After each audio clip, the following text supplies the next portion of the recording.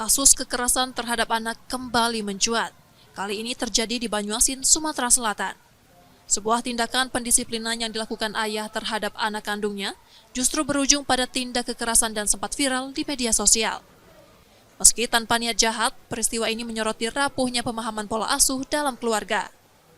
Penanganan cepat dari pihak kepolisian telah dilakukan, sementara kondisi anak kini dilaporkan stabil secara fisik dan psikologis.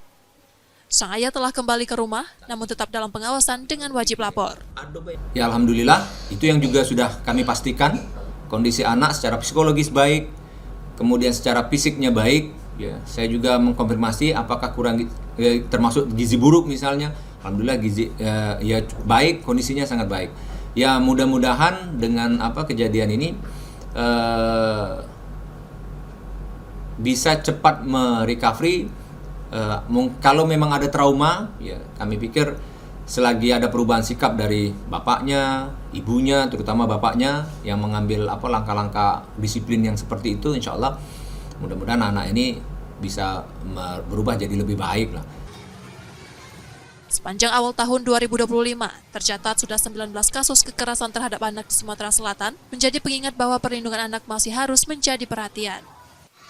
Muhammad Reza Pahlavi, Kompas TV, Palembang, Sumatera Selatan.